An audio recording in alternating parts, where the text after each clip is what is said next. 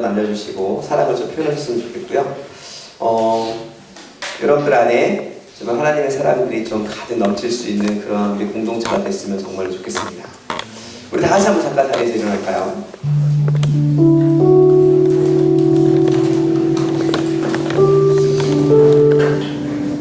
네, 제가 여러분을 2주 만에 만나는 것 같습니다. 그런데 너무 좋아요. 여러분을 볼 수 있다는 게 너무 행복하고 여러분과 함께 하시다는 게 정말로 기쁩니다. 우리 이렇게 함께 돌아다니면서 우리 한 공동체로 묶어주신 하나님께 감사하면서 서로를 위해서 좀 사랑으로 나누었으면 좋겠습니다.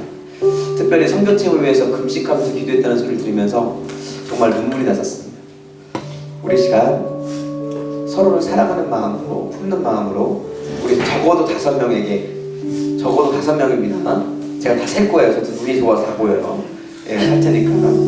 적어도 5명에게 찾아가셔서 좀 안아주시고 또 사랑한다, 축복한다, 나와 함께 해줘서 고맙다, 그렇게 좀 인사하면서 우리 함께 또 교제하는 시간을 제가 갖도록 좋겠습니다. 우리 함께 5명 이상입니다. 함께 교제하는 시간을 갖겠습니다.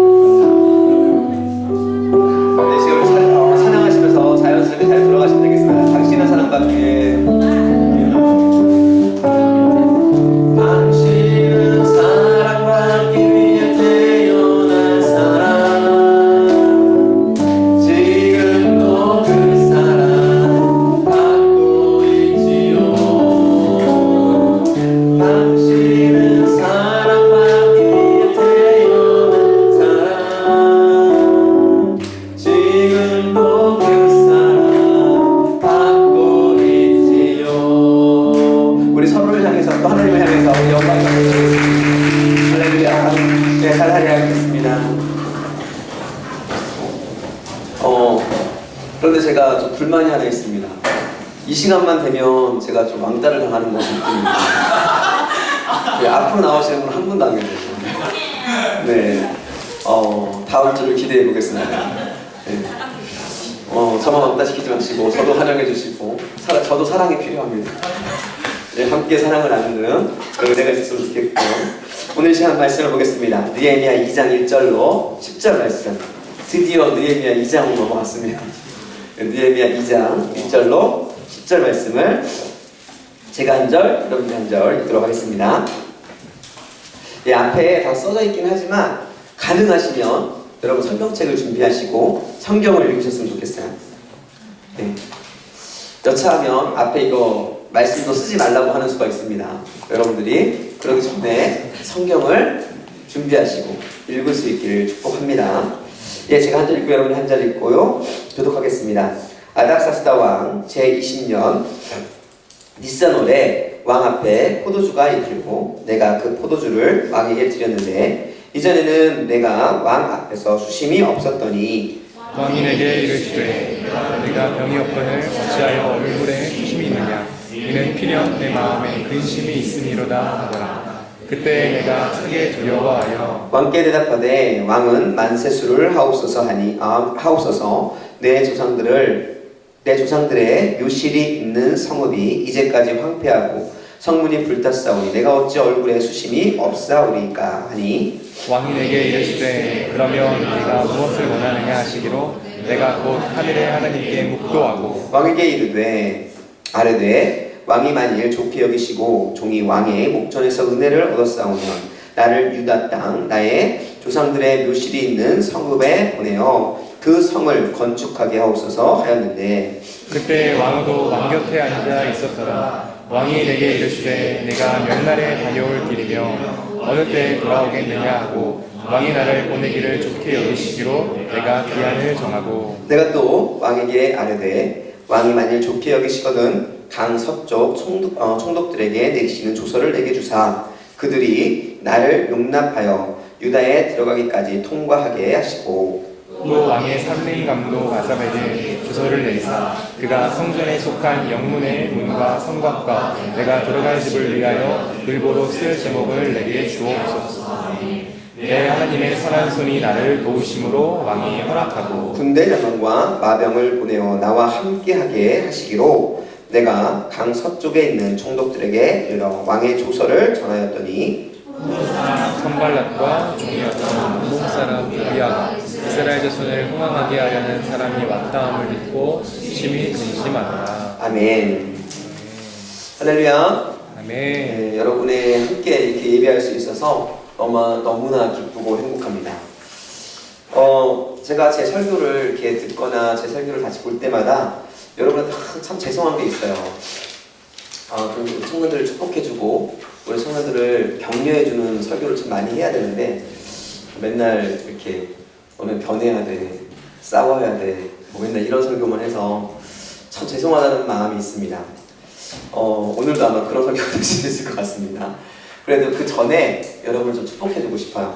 오늘 설교와 연결되어 있지만 혹시 여러분 중에 힘들고 어렵고 무엇인가 여러분이 나가는 길을 막는 것 같은 그런 상황 속에 놓여있는 아마 이 시대가 대부분 그럴 것 같습니다. 여러분이 직장이나 많은 문제 속에서 여러분을 막고 있는 수없이 많은 것들 앞에 놓여있을 것 같아요.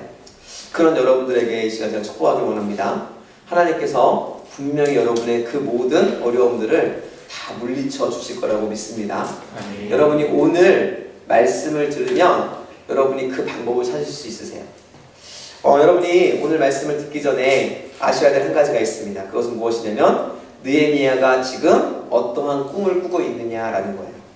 지금 느헤미야가 꿈꾸고 있는 건 무엇입니까? 느헤미야가 지금 어떤 꿈을 꾸고 있죠? 1장에서 어떤 꿈을 꿨죠? 어떤 하나님의 소명을 받았습니까? 예루살렘의 성곽을 재건하는 꿈을 받았습니다. 여러분, 예루살렘의 성곽을 재건하는 것은 느헤미야의 소원이 아니라 누구의 소원인 거예요? 하나님의 소원인 거예요. 하나님의 소원을 품은 느헤미야가 하나님의 그 소원을 이루어드리기 위해서 싸우는 것이 지금 느헤미야의 삶의 모습이었다는 거예요. 그래서 중요한 것은 무엇이냐면 그러한 느헤미야가 나가는 길조차도 장애물이 있었다는 거예요. 느헤미야가 본인이 원하는 것을 하는 것이 아니라 하나님께서 준비해 주시고 하나님께서 계획하시고 하나님께서 원하시는 성곽 재건을 위해서 그가 하는 모든 것들을 다 내려놓으면서까지도 그 일을 이루기 위해서 걸어갔는데 앞으로 한 걸음 한 걸음 나아가고 있는데 근데 그러한 느헤미야에게도 무엇이 있었다고요? 장애물이 있었다는 거예요. 여러분, 여러분의 인생도 똑같습니다. 저도 그렇고 여러분들도 그래요.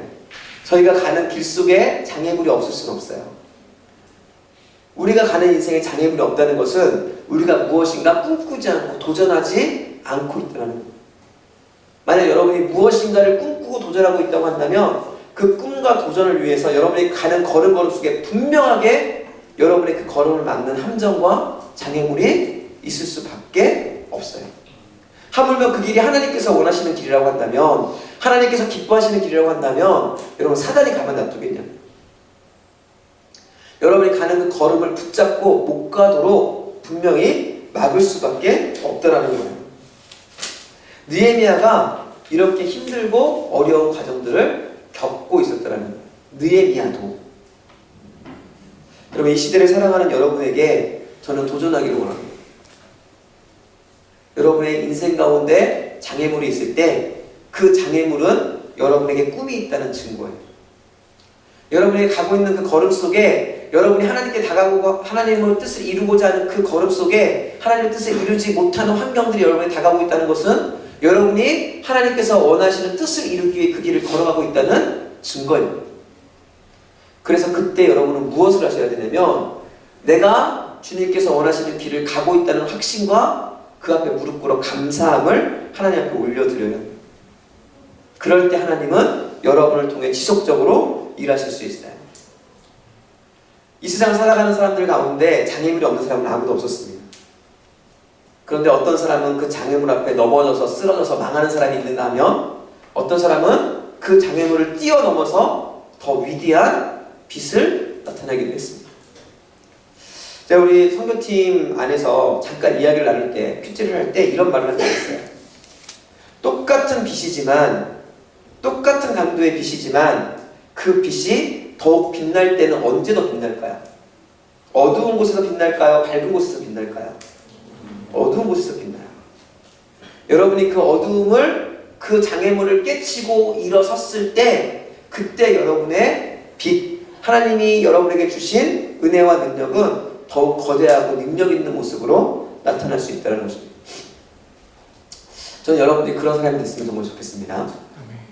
여러분의 다가온 혹시 지금 현재 어렵고 힘들고 아픈 상황 속에서 내가 어떻게 할지 몰라서 정말 주저앉고 싶은 영혼들이 있다고 한다면 여러분 다시 한번 힘내시기를 원해요. 그것이 바로 하나님께서 여러분에게 주신 한 발짝 뛰어넘을 수 있는 기회이기 때문에 그렇습니다. 우리 여러분들에게 이렇게 인사할게요. 혹시 어려우면 그것은 너를 성장시키는 하나님의 계획이야. 여러분 그 계획을 붙잡으시고 승리할 수 있는 여러분 될 수 있게 축복합니다. 아멘. 이걸 좀 더 어떻게 표현할 수 있을까 생각하다가 제가 요즘 동계올림픽 하죠? 네. 그래서 하계올림픽 얘기를 좀 하겠습니다. 여러분 높이 뛰는 경기가 두 가지가 있어요. 아시나요?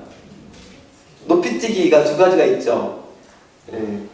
아세요? 높이뛰기가 뭐가 있습니까? 예, 그냥 높이뛰기가 있고 장대 높이뛰기가 있어요. 예, 높이뛰는 거 어떤 게 더 편할 것 같으세요? 어떤 높이뛰기가 좀 더 편할까요? 그냥 뛰는 게 훨씬 편해요. 왜냐하면 아무것도 안 가지고 본인 몸만 뛰면 되기 때문에 그래요. 그래서 장대 높이뛰기는 굉장히 어렵습니다. 때로는 다치기도 하고. 그런데 어떤 게 훨씬 높이 뛰는 줄 아세요? 왜 그럴까요? 뛰는데 장애가 되는, 때로는 내가 그 운동을 하는데 장애가 되는 그 장대를 내가 들고 끝까지 뛰었을 때 우리 높이 뛸 수 있어요. 그리고 장대가 어떻게 되는 줄 아십니까? 완전히 이렇게 쉬었다가 팍 튀어 오르게 만들어줘요. 여러분이 장애를 만났을 때 되게 수그러지잖아요. 어려워지죠? 예, 그때 그 순간을 참고 넘어서면 그 어려움과 장대와 같은 역할을 하는 그 어려움이 여러분을 어떻게 만드냐면요, 높이 치솟을 수 있도록 만들어줘요. 이게 하나님의 계획이고 하나님의 원리입니다. 다시 한번 축복합니다. 여러분 지금 장대를 혹시 들고 있는 분이 있다면 그 장대를 한번 믿어보세요. 하나님께서 여러분 주신 장대라고. 그리고 뛰어서 끝까지 하나님께서 예비하신 그 장소까지 한번 가보세요. 그러면 그 장대가 여러분을 높이 올리는 그런 밑받침, 바로 여러분의 디딤돌이 될 수 있다는 거예요. 오늘 느헤미야가 바로 이런 일들을 감당했었다는 거죠. 느헤미야는 아무것도 가진 것이 없는 사람이었어요. 느헤미야가 무슨 힘이 있겠습니까?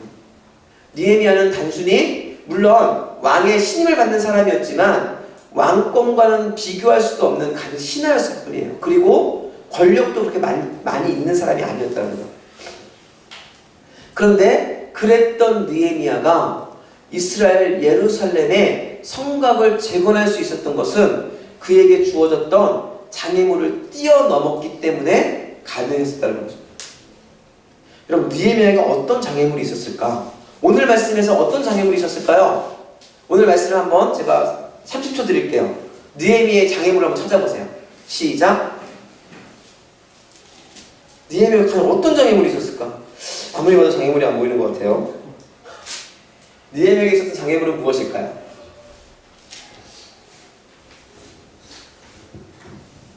과연 무엇이 느헤미야의 장애였을까?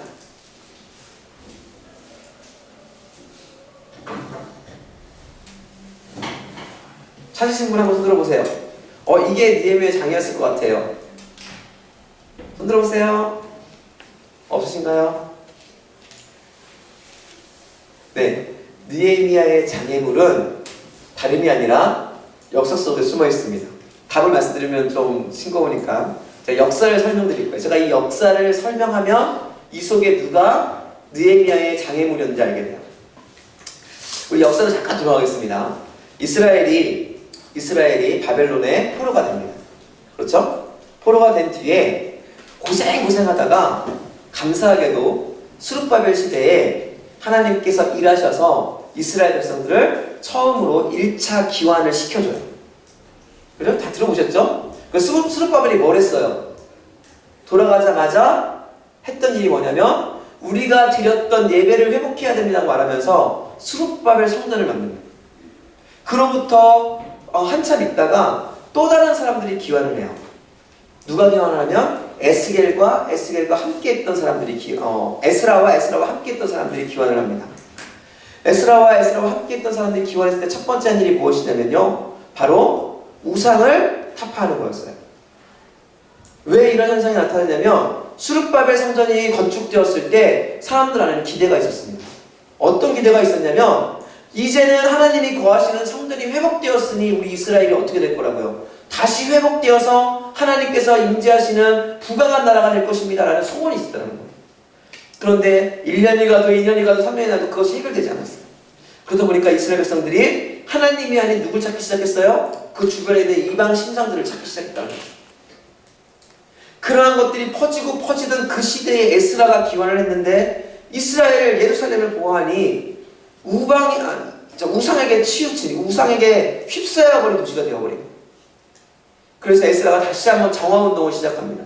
너에게 있는 우상들을 모두 버려라. 그리고 이방 여인들, 하나님의 백성이 아닌 사람들과 결혼하는 혼인을 모두 중지하고 이제 하나님의 사람들과만 결혼해라. 그리고 다시 말씀 앞으로 돌아가자. 이렇게 이야기해요.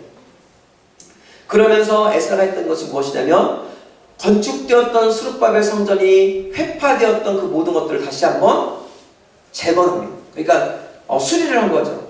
그리고 그와 함께 어떤 일을 했냐면요, 바로 무너진 성곽을 재건하는 일을. 그래서 성곽의 기초를 쌓고 성곽의 모양을 만들어가기 시작해요. 그런데 이스라엘 백성들 안에 예루살렘에 성곽이 쌓여지자 성곽이 쌓이는 모습을 보고 그 주변에 있었던 이방인들이, 그 주변에 있었던 다른 부족들이 이스라엘 백성들의 다시 일어서는 모습을 보면서 마음이 심히 두려워집니다. 그래서 어떻게 하냐면요, 저 성곽 만든 것을 막아야 되겠다라고 생각하면서 그 당시에 파견되어 있었던 사마리아 땅에 파견되어 있었던 아닥사스다 왕의, 즉 페르시아의 매우 높은 관리였던 르훔에게 이야기를 합니다. 르훔에게 뭐라고 말하면 이렇게 이야기해요. 이스라엘 백성들은 하나의 신, 하나님만을 믿는 사람들입니다. 그래서 만약에 저들이 성곽을 왕성하고 성곽에서 자유롭게 일할 수 있는 시대가 되어지면 저 사람들은 왕인 아닥사스다 왕에게 절하는 것이 아니라 아마 대항하고 그리고 배신하게 될 것입니다 라고 이렇게 꼬시는 거죠. 그래서 이 르훔이라는 사람이 바로 아닥사스다 왕에게, 지금 이 시대의 왕이죠, 지금 느헤미야 시대의 왕이에요. 아닥사스다 왕에게 그것을 이렇게 상소를 올립니다. 근데 그때 시기가 언제였냐면요, 아닥사스다 왕이 왕위에 올랐던 초기였어요. 초기.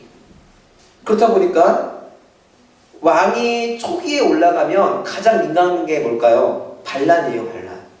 그런데 저들이 반란할지 모른다는 상소가 딱 올라오니까 어떻게 됐냐면 그 즉시 예루살렘에서 일어나고 있었던 모든 사역들을 딱 중지시킵니다. 매우 신속하게 중지시킵니다.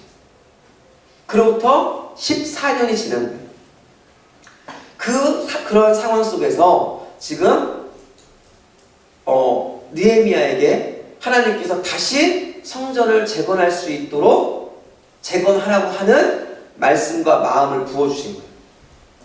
상황이 지금 이렇게 흘러온 겁니다. 이게 역사예요. 그렇다고 한다면 지금 느헤미야에게 있어서 가장 큰 장애물은 무엇일 것 같으세요? 왕이에요. 왜냐하면 왕이 반대했던 일을 다시 해야 되기 때문에 그래요. 이 당시 왕은 최고의 권력자였습니다. 그리고 페르시아 제국의 법칙이 하나가 있었는데요, 그것은 무엇이냐면 한 번 왕이 내린 조서에 대해 반하는 상소를 올렸을 경우에 왕이 그것을 기뻐하지 않으면 그 사람은 무조건 제거되어야 되는 대상이 됐었어요. 이 말은 무슨 말이냐면 왕이 거부했던, 왕이 이미 조서를 내려서 멈추었던 예루살렘의 성곽을 재건하고자 하는 그 상소를 느헤미야가 왕에게 올릴 때 왕의 마음에 따라서 느헤미야는 죽을 수도 있었다라는 거예요. 그래서 느헤미야의 장애물에 대한 표현이 어떻게 나냐면 이렇게 나타나요. 2절에 보니까 내가 왕 앞에 수심이 없었더니 2절에 보니까요. 수심이 있느냐, 즉 왕에게 들킬 정도로 수심이 있는 모습을 보이기 시작했다는 거예요. 이유가 무엇일까요? 이유는 오랜 기간 동안 내가 이루어야 할 그 사명에 대해서 아무것도 하지도 못하고 있는 본인의 모습이 너무나 힘들었기 때문에 그렇다는 거예요. 지금 느헤미야가 1장 1절에 보면요, 아닥사스다 왕 제20년 기스월에 라고 말하는 거, 기스월, 즉 11월 16일부터 12월 15일 사이, 그때 하나님의 사명을 받았어요. 근데 2장에 보니까 아닥사스다 왕 제20년 니산월이라고 이야기합니다. 이거는 4월달이에요. 4월달. 3월 16일부터 4월 15일까지예요. 이 말은 무슨 말입니까? 약 4개월 동안 지금 본인에게 주신 사명을 아무것도 하지 못하고 근심만 하고 있었다는 거예요. 그 기간 동안 얼마나 힘들었겠어요. 그 기간 동안 힘들었던 모든 것들이 지금 얼굴에 지금 나타나고 있었다는 거예요.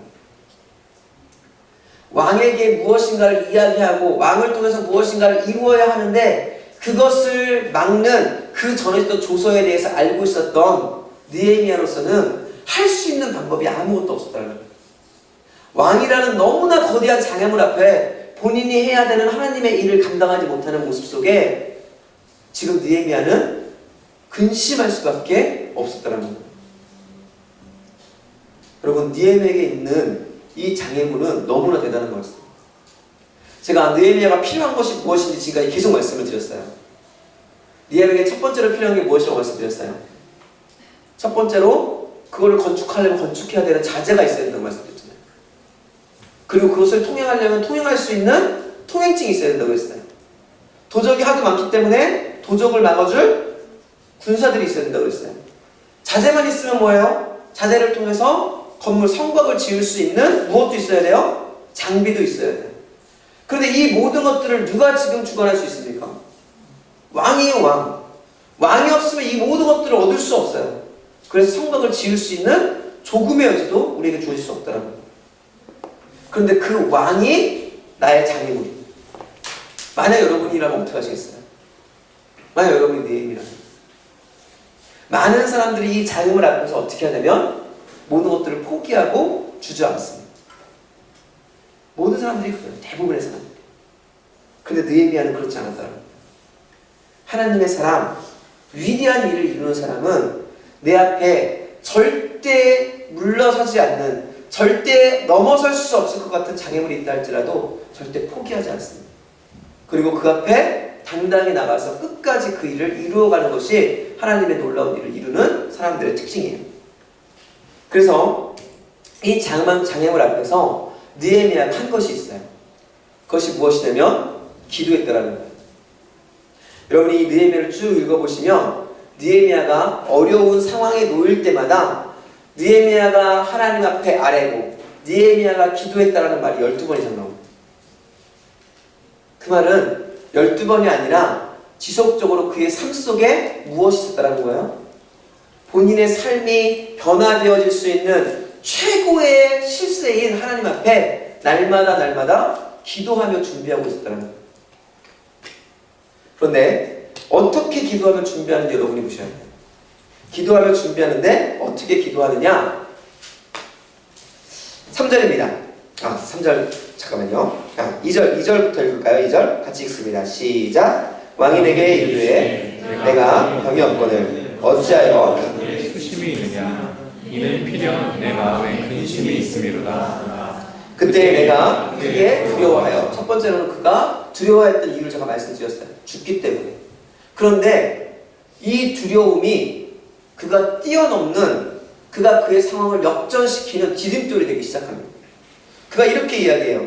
왕께 대답하되 왕은 만세수를 하옵소서. 내 조상들의 묘실이 있는 성읍이 이제까지 황폐하고 성문이 불탔사오니 내가 어찌 얼굴에 수심이 없사오리까? 라고 대답을 합니다. 그런데 여러분 잘 생각해 보셔야 돼요. 대답을 하거나 말을 할 때 똑같은 말을 해도 준비하고 지혜롭게 말하는 것과 준비되지 않고 사람의 마음을 아프게 하는 말, 똑같은 말인데도 그런 두 가지 종류의 말이 있다는 사실 아시죠? 똑같은 말이에요. 똑같은 의미를 전달하는 겁니다. 근데 어떤 말은 마음을 감동시켜서 그 말을 들어주고 싶은 말이 있는가 하면 어떤 말은 그냥 내어 쳐버리고 싶은 말이 있어요. 여러분 한순간에 지금까지 아무런 일 없다가 그냥 지내오다가 한순간에 던져진 왕의 질문이에요. 근데 그 앞에서 뭐라고 말하냐면 이렇게 말해요. 왕은 만세스러옵소서 내 조상들의 묘실이 있는 성읍이라고 이야기합니다. 제가 다시 한번 말씀드릴게요. 지금 아닥사스다 왕에게 있어서 아킬레스 건이 하나 있는데 그것은 무엇이냐면 예루살렘 성곽이에요. 만약 여기서 이렇게 말했다고 생각해 보세요. 왕께 대답하되 왕은 만세스러옵소서 내가 예루살렘 성곽이 무너져서 성곽 때문에 백성들이 고통받고 있고 이렇게 말했다고 한번 생각을 해보세요. 그럼 어떤 일이 일어날까요? 지금 왕에게 있어서 예루살렘 성곽은 어떤 성이냐면 매우 부정적인 이미지의 성읍입니다. 그런데 만약에 느헤미야가 그렇게 말했다고 한다면 이 뒤에 기록이 어떻게 됐는지는 장담할 수가 없어요. 그런데 만약 왕이 나에게 물었을 때 내가 무엇이라고 대답할 것인지에 대해 느헤미야는 철저하게 준비하고 있었더라고요. 내 조상의 묘실, 똑같은 예루살렘 성을 이야기하고 있지만 왕이 충분히 수용할 수 있을 만한, 충분히 이해할 수 있을 만한 이름으로 바꾸어서 왕에게 지금 이야기하고 있다는 거예요. 여러분, 사람과의 관계 속에서 성공할 수 있는 방법이 여러 가지가 있지만 그 중에 한 가지는 말을 잘하는 거예요. 말을 지혜롭게 하는 거예요. 근데 그 말을 지혜롭게 하는 것은 준비되고 훈련되지 않으면 안 돼요. 여러분 스스로 한번 대답해 보세요. 여러분에게 나는 말을 지혜롭게, 슬기롭게, 다른 사람이 상처 입지 않게 할 수 있는 은혜가 있습니까? 아니면 준비가 되어 있습니까? 아니면 다른 사람의 마음에 비수를 박는 말을 하십니까? 여러분, 만약에 내가 똑같은 말을 전달하기 있어서도 누군가에게 비수를 박는 말을 하고 있다고 한다면 여러분 바꾸어 가셔요. 아니 똑같은 말이에요. 똑같은 말. 그런데 똑같은 말도 아다르고 어다르다. 비수를 박는 말이 있고 위로하는 말이 있어요. 저는 여러분들이 먼저 위로의 말을 할 수 있는 준비된 사람이 될 수 있게 축복합니다. 예, 이렇게 느헤미야는 준비되어 있었다는 거예요. 그런데 이 정도의 준비가 아니었어요. 어떤 준비였냐면요. 4절에 보니까 왕이 내게 이르시되 그러면 내가 무엇을 원하느냐라고 이제 왕이 기회를 주기 시작해요. 디딤돌을 지금 만들어주는 거죠. 그랬더니 느헤미야가 했던 말들이 그 뒤에 쭉 나옵니다. 뭐라고 말하죠? 뭐라고 말합니까? 빨리 말씀해보세요. 5절부터 쭉 하면 뭐라고 나와요? 왕에게 하되 왕이 많이 좋게 여기시면 왕의 목전에 은혜를 입었으면 유다 나라의 조상의 묘실에 있는 성으로 보내어 그 성을 건축하게 하옵소서. 이렇게 해서 첫 번째, 내가 그곳에 갈 수 있도록 해주십시오. 첫 번째 요구합니다. 두 번째, 6절 읽습니다. 시작.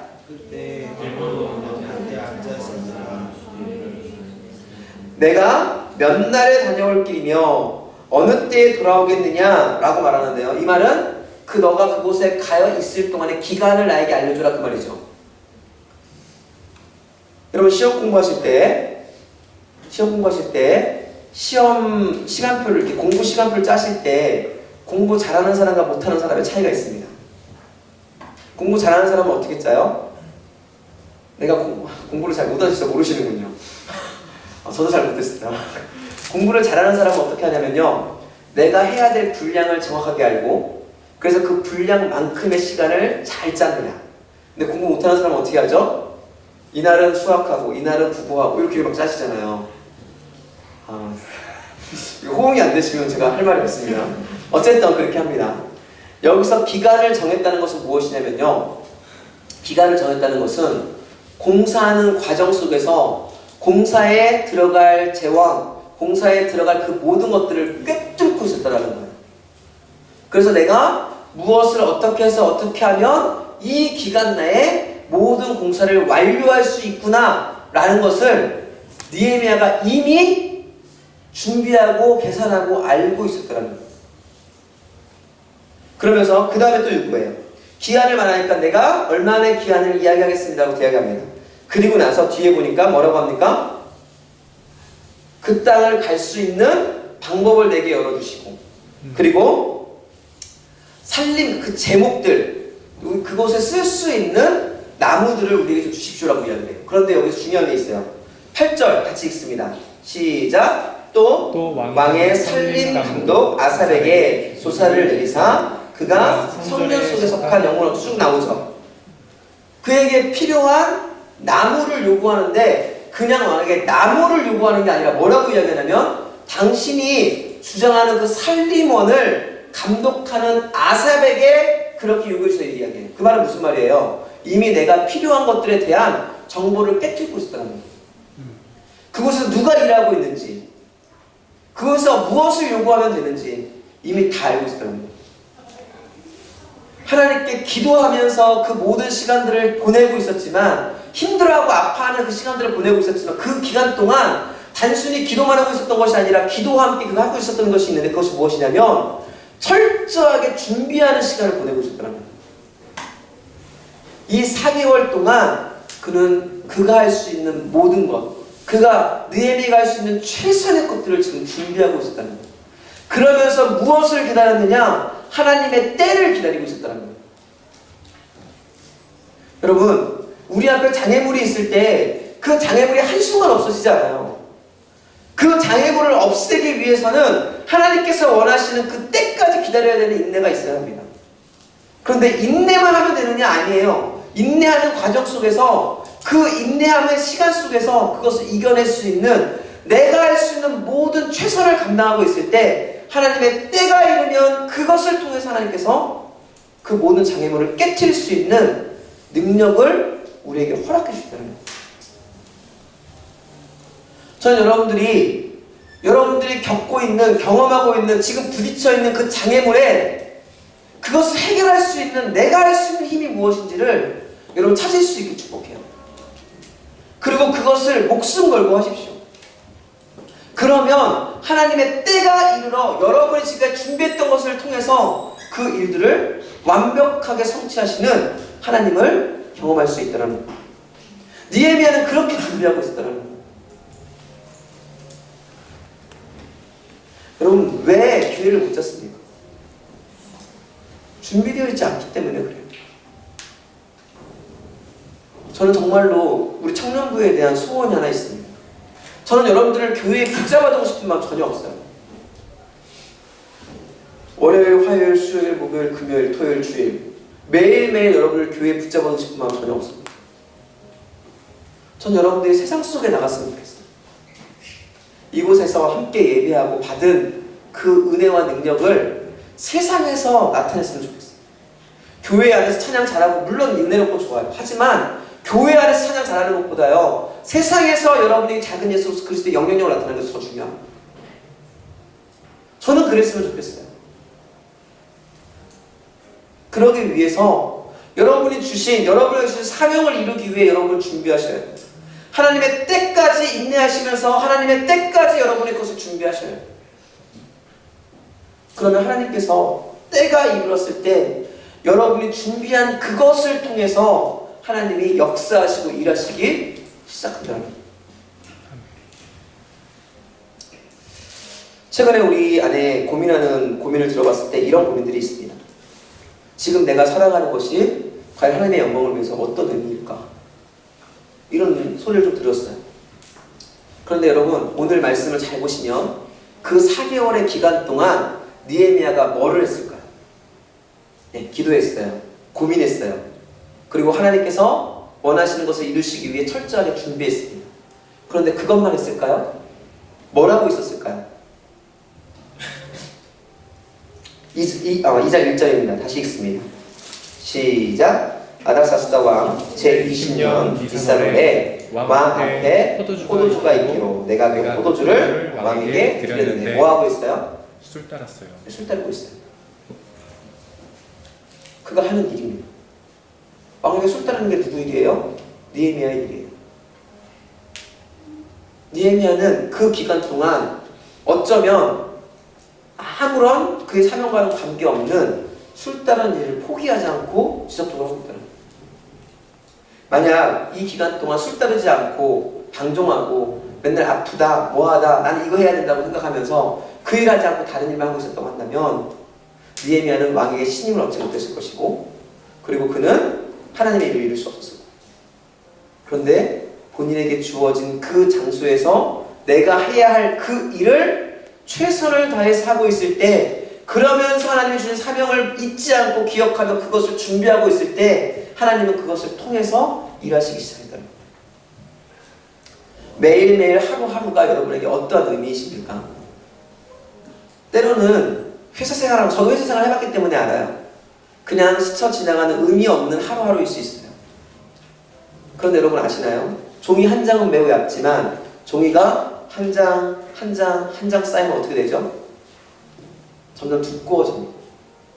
여러분의 의미 없는 것 같은 일상들이 한 장 하루하루 쌓이다 보면 그것들이 얼만큼 쌓이면 능력 있는 모습, 하나님의 일을 이루는 도구로 사용되어지기 시작한다는 거예요. 저는 여러분들이 그러한 일상에서의 여러분의 주어진 사명을 이루는 그 상황 속에서의 삶을 승리할 수 있기를 예수님의 이름으로 축복합니다. 아멘. 많은 사람들이 소명만 하면 굉장히 큰 것을 생각하고 그것을 이루기 위해서 다른 것을 내려놔야 한다고 생각해요. 그것이 아니에요.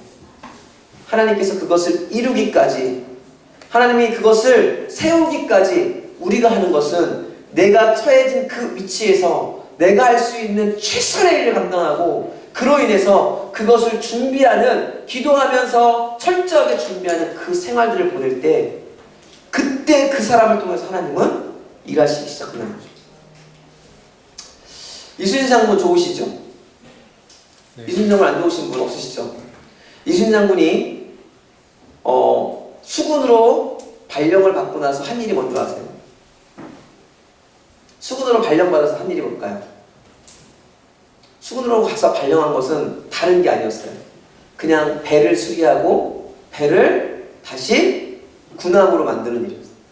사실은 근데 그것은 전쟁이 아닌 일반 시에 그때 그 사람들이 해야 되는 아주 당연한 일상이었어요. 그런데 그렇게 일상에 성공하다 보니까 어떻게 됐어요? 전쟁이 났을 때 성공했잖아요. 우리도 마찬가지입니다. 일상이에요, 일상. 일상이 완성되어 있을 때 우리에게 주신 하나님의 기회는 능력이 될 수 있다는 것입니다. 마지막으로 여러분과 한마디만 말하고 마칠 거예요. 허드슨 테일러라는 선교사님이 계십니다. 이 선교사님은 중국으로 선교를 가셨던 선교사님이세요. 근데 이 허드슨 테일러가 중국으로 선교를 갈 때 배를 타고 갔었는데 그 배 이름이 덤플라이즈호입니다. 덤플라이즈호를 타고 중국으로 가는 과정 속에 한 가지 문제가 생겼어요. 배의 동력을 잃어버린 거예요. 그러니까 증기 동력을 잃어버린 거죠. 돛담배긴 한데 바람 한 점 없고 동력도 없고 그래서 물살에 쓸려서 그 배가 점점점 흘러가고 있었어요. 근데 그 흘러가는 방향 쪽에 뭐가 있었냐면 암초가 있었어요. 그 암초에 걸리면 무조건 배는 파산하게 되어 있었어요. 그 배를 운항하고 있었던 선장이 그 모습들을 쳐다보면서 깊은 어두움 속에 빠져 있었어요.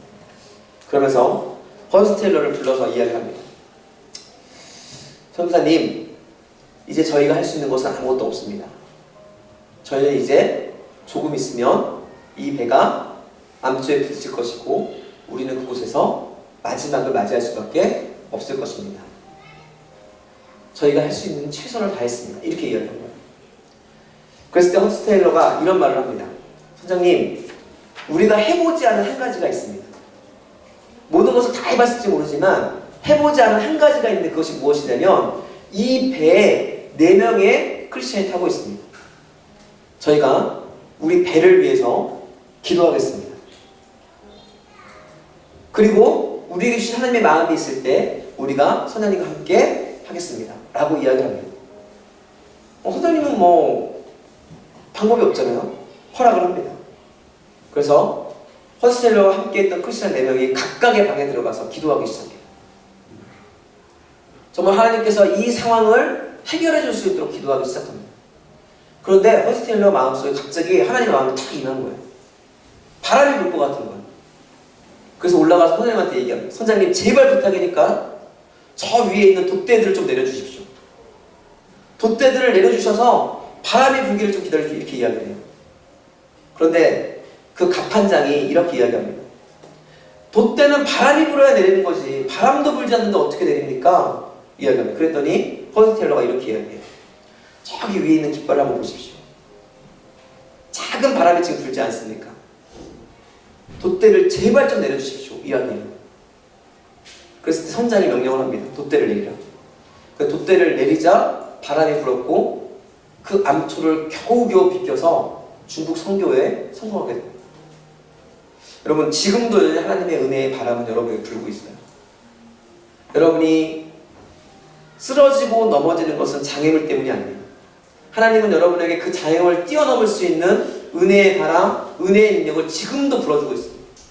문제는 무엇이냐면요, 여러분이 준비되지 않은, 돛대를 준비하지 않았기 때문에 그 은혜가 우리에게 경험되지 않아요. 여러분 아무리 바람이 불어도 돛대를 피지 않으면 그 돛대는 돛을 피지 않으면 그 바람은 그 배와 상관없는 데예요. 아무리 큰 은혜가 여러분에게 임한다 할지라도, 아무리 큰 능력이 여러분에게 임한다 할지라도 여러분이 준비되어 있지 않으면 그것은 여러분의 것이 될 수 없어요. 저는 여러분들이 오늘 본문에 나오는 느헤미야처럼 일상 속에서 준비하심으로 인해서 정말 돛대를 넓게 피고 하나님의 작은 은혜에도 반응할 수 있고 하나님께서 주시는 그 은혜가 여러분의 것이 되어지는 그 놀라운 은혜가 있기를 예수님의 이름으로 축복합니다. 아멘. 여러분 기억하셔야 돼요. 준비되어 있어야 하나님의 은혜가 여러분의 것이 됩니다.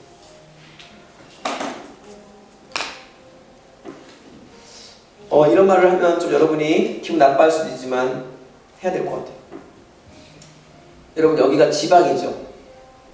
지방이죠. 네. 네, 지방입니다. 서울이 아니에요. 지방이에요. 저는 여러분들이 비록 여러분의 몸은 지방에 있지만 전 여러분의 마음은 서울에 있었으면 좋겠어요.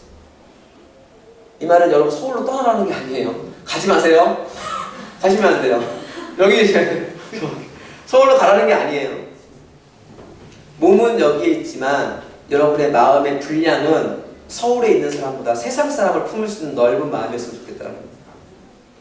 그러한 마음으로 꿈꾸시고 그러한 마음으로 준비하시고 하나님이 기회가 되었을 때, 하나님이 여러분에게 기회를 주셨을 때 그 기회 속에서 마음껏 자유하게 항해할 수 있는 여러분 될 수 있기를 정말 저는 간절히 소원합니다.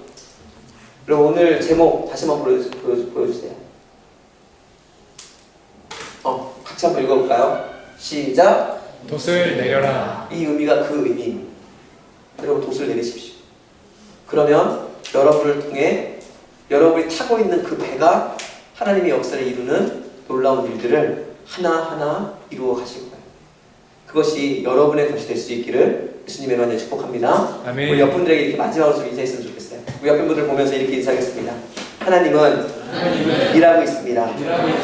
이제 돛을 내리십시오. 여러분 하나님은 일하고 계세요. 장애물이 문제가 아닙니다. 하나님은 그 장애물 속에 이미 디딤돌을 숨겨놓으셨고 그 디딤돌을 붙잡기만 하면 여러분 자유하게 이렇게 장대 높이 좀 점프할 수 있는 모든 것 조건들을 만들어 놓으셨어요. 이제 어떻게 하면 된다고요? 돛을 내리시면 돼요. 그러면 하나님의 은혜가 여러분의 것이 되어지고 여러분 새로운 차원의 은혜와 능력들을 경험할 수 있을 것입니다. 그런 은혜가 여러분의 것이 될 수 있기를 예수님의 이름으로 간절히 축복합니다. 아멘. 이 시간 잠깐 기도하겠습니다. 또 찬양 한 곡 쳐주실까요? 아까 우리 맨 마지막에 불렀던 거 예수의 사랑이.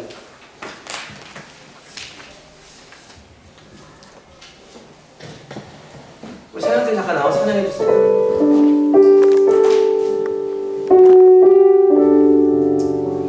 어쩌다 좀 오늘 설교하고 내용은 조금 다를 수 있지만 여기에 보시면 주님께서 하시는 일들에 대해서 나오시는 나를 새롭게 하십니다 라는 부분들이 많이 나와요. 여러분 정말 여러분이 준비되어 있으면 하나님께서 여러분 새롭게 하실 거예요. 힘들고 어려운 상황 속에 놓여서 정말 지쳐있는 영혼들이 있다고 한다면 이 시간 위로받으셨으면 좋겠어요. 정말 힘을 내서 다시 한번 일어나셨으면 좋겠어요. 여러분 안에 하나님은 일하십니다. 이제 준비하십시오. 기도하시고 무릎 꿇으시고 여러분이 할 수 있는 최선의 것들을 해보시고 하나님의 때를 기다리십시오. 그럼 하나님은 여러분을 놀랍게 변화시키실 것입니다. 우리 예수의 사랑이 함께 찬양하시면서 함께 기도했으면 좋겠습니다.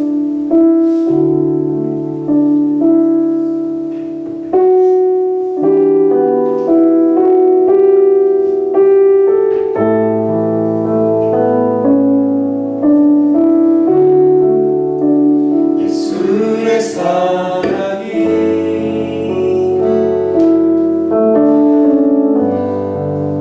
나를 계속하셨네.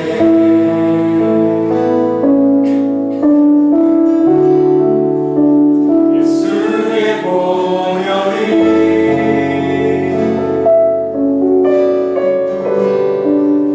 나를 자유케 하네. 우리 십자가의 사랑이 십자가의 사랑이 내게 생명 주셨네. 내게 생명 주셨네. 우리 십자가에 달리신 십자가에 달리신 우리 주 앞에 경배합니다. 주 앞에 경배해. 크고 놀라운 사랑이 크고 놀라운 사랑이 나를 죄에서 구했네. 나를 죄에서 구했네. 크고 놀라운 사랑이 크고 놀라운 사랑이 나를 새롭게 하셨네. 나를 새롭게 하시네. 우리 크고 놀라운 사랑이 크고 놀라운 사랑이 나를 죄에서 구했네.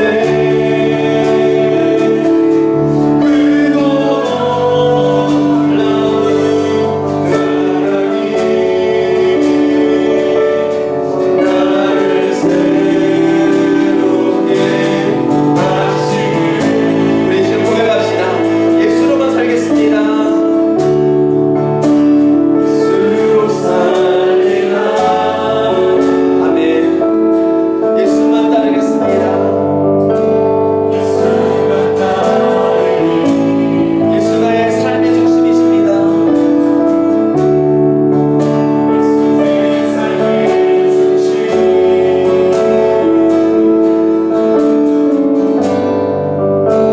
엎드려 경배해. 우리 지금 기도할까요? 하나님, 장애물이 우리 앞에 놓이지 않는 것이 은혜가 아니라 우리 앞에 있는 이 장애물들을 뛰어넘는 것이 은혜입니다. 하나님, 이 장애물을 충분히 뛰어넘을 수 있는 은혜와 능력들을 이미 우리에게 허락하셨습니다. 우리에게 은혜의 바람을 강하게 불고 계십니다. 하나님, 이 시간 우리가 돛을 내리기를 원합니다. 준비되어지기를 원합니다. 하나님의 때에 이르기까지 인내하며 준비하며 나가기를 원합니다. 비록 나의 몸은 작은 곳에 있다 할지라도 나의 마음을 크게 열어 하나님의 뜻을 구하게 하시고 하나님의 영광을 향하여 나아갈 수 있는 우리 청년들 낼 수 있도록 도와주시길 원합니다라고 우리 함께 좀 기도했으면 좋겠습니다. 함께 기도하겠습니다. 사랑하는 충만한 시간 하나님 아버지, 우리 그 사랑하는 청년들을 위해 기도합니다. 하나님 아버지, 저들의 마음속에 아픔과 어려움, 여러분 장애물 속에서 힘들어하고 아파하는 일들이 있다고 한다면 하나님의 시간 저들의 마음을 붙잡아 주시옵소서. 장애물 가운데 아파하는 것으로 멈춰서 울고 불평함을 들어보게 하시라. 장애물이 주어졌을 때에 그 가면을 넘게 하세요. 하나님의 은혜를 기억하며 마음에서 싸움을 세는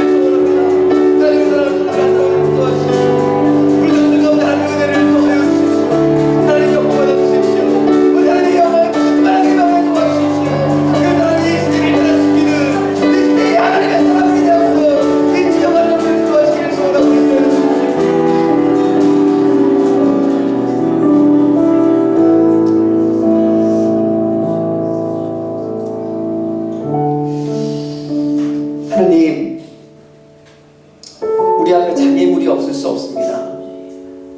어쩌면 하나님께서 원하시는 길을 가고자 하면 할수록 그 장애물은 더 크게, 더 무겁게, 더 아프게 우리에게 다가올 것입니다. 그러나 내 아버지, 하나님께서 우리에게 이미 은혜를 부어주셨습니다. 능력을 주셨습니다. 그 장애물을 뛰어넘을 수 있는 디딤돌을 이미 마련해 놓으셨습니다. 그리고 우리에게 그것을 뛰어넘으라고 말씀하십니다.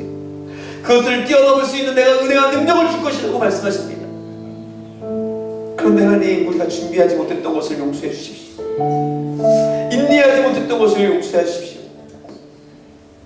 그 앞에 주저앉아 눈물을 흘렸던 것을 용서해 주십시오. 하나님, 우리가 이제는 일어나기를 원합니다.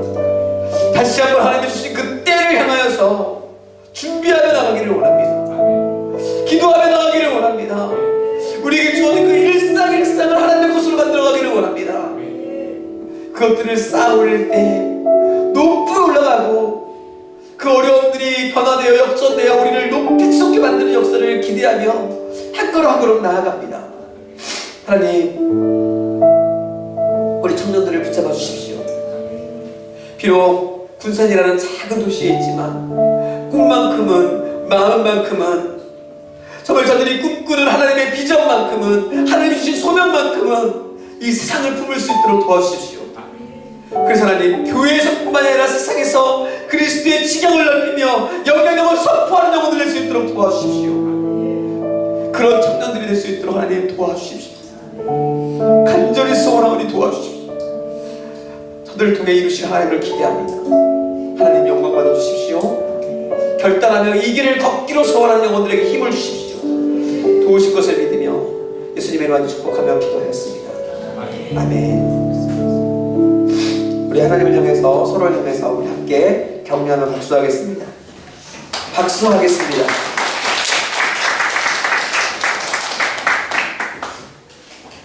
이 시간에 우리 함께 이게 아니고요. 헌금의 시간을 조금 들어가겠습니다. 준비하신 예물 하나님께 올려드리는 그런 시간이 되기를 소원합니다.